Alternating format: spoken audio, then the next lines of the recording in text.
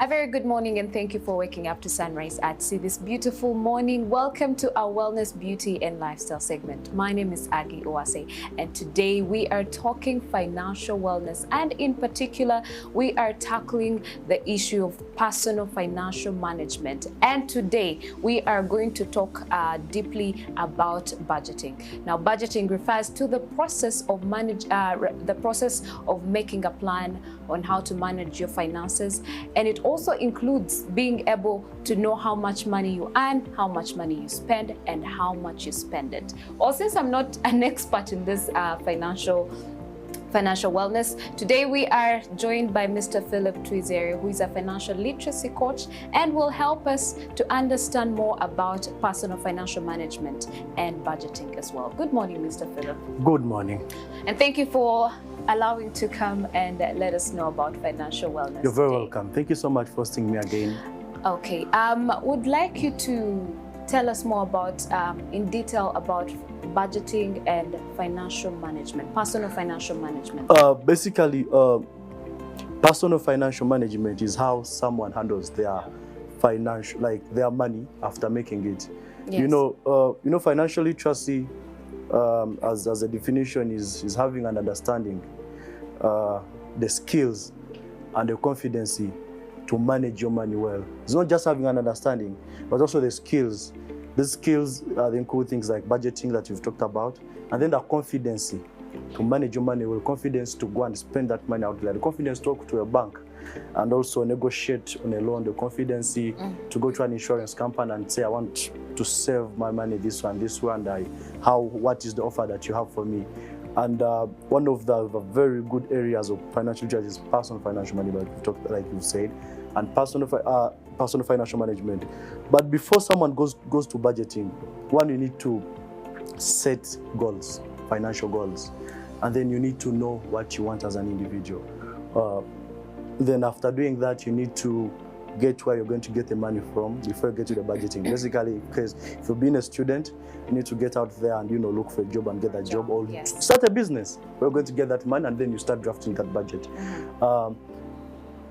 But like you've said, budgeting is a tool, very critical in managing our finances.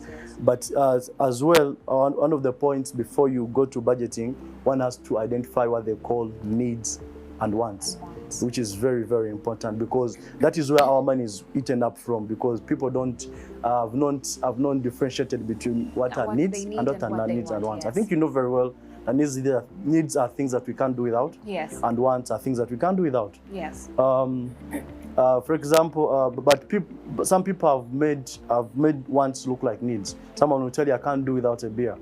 But is that true? Absolutely it is really not true. Yes. Someone will tell you, I can't do without a cigarette.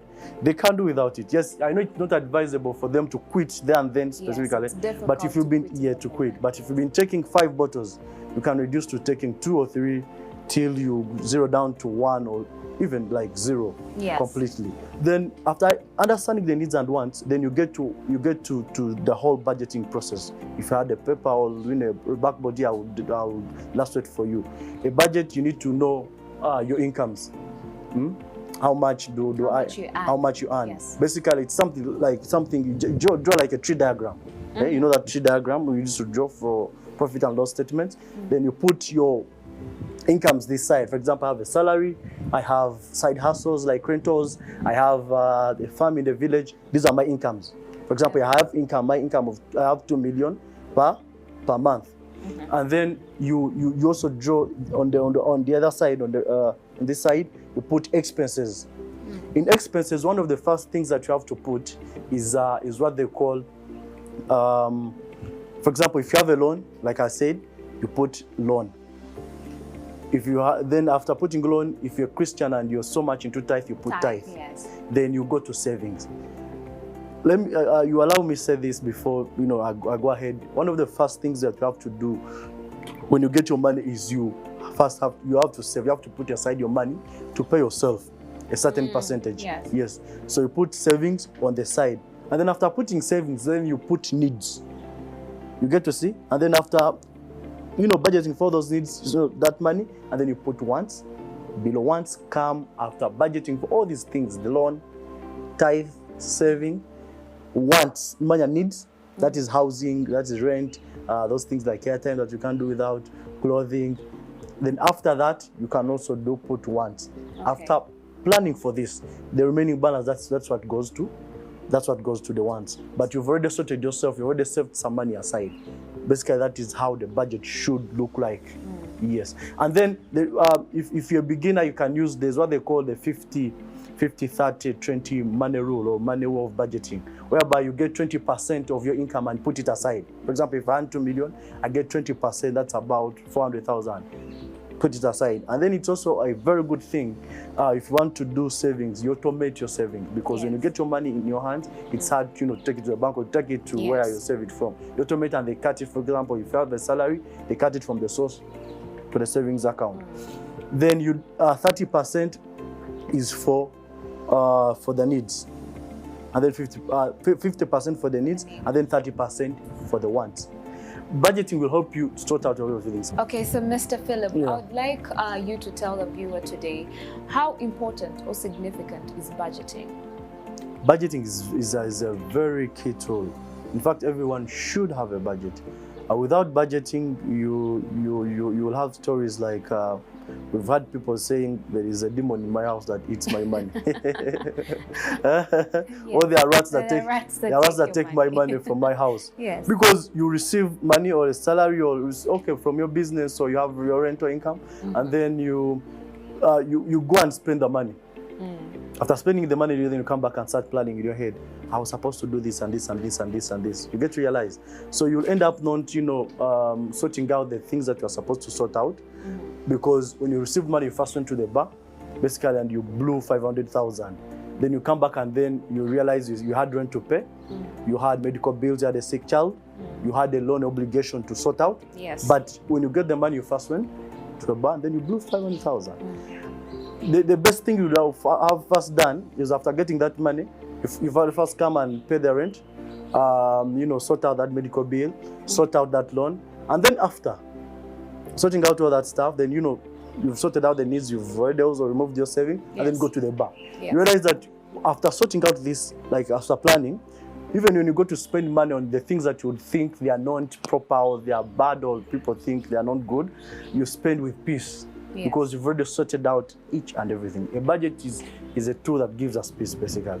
Okay. Yes. And I would like you to let us know, how can we create a sustainable budget? Because some people could actually budget for a month and it works for them. And before you know it, 2 months down the road, you're not budgeting at all. So how can you create a sustainable budget? One of the ways to create a sustainable budget, it's hard to budget, because you can do it like this month and committed, and then the next month you don't. Yes. Or some people might have varying incomes, like receive money after 6 months, something like that, but you can also budget for those 6 months. I think one of the ways is to get like a financially trusted coach or an advisor, or someone that you're accountable to, or it can be an old member in your family or in the society, whereby you're accountable to that person. They can always follow up on you to know whether you're really keeping up on that, because it's hard. It's hard discipline. Okay. Yes. And to wrap up this conversation, I'd like you to give the viewer out there a few tips on budgeting. Just your last remarks. I would want to say that our viewers, that budgeting is one of the biggest tools that you can is a game changer is one of the tools that can change your financial life. Yes. We spend the rest of our life to be happy financially. From school, spend 23 years so that you can get a good job and achieve those goals.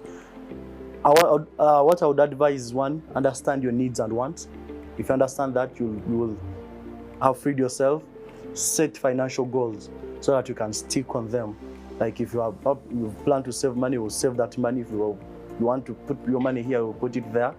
You get it? Yes. And then after putting that saving goal, then invest, save money. Yes. Save money. After saving, then invest carefully. Okay, well, you heard it from Mr. Philip. If you are somebody out there who did not know how to budget, or actually didn't know how to create a budget, a sustainable budget, if you take advice from Mr. Philip, then we believe that it will work out well for you. Well, thanks for joining us, Mr. Philip, today on The Set. You're welcome. Yes. It's a pleasure. Oh, yes. Thank you so much for joining us on Sunrise at Sea, but do not go anywhere because Sunrise at Sea continues. Good morning.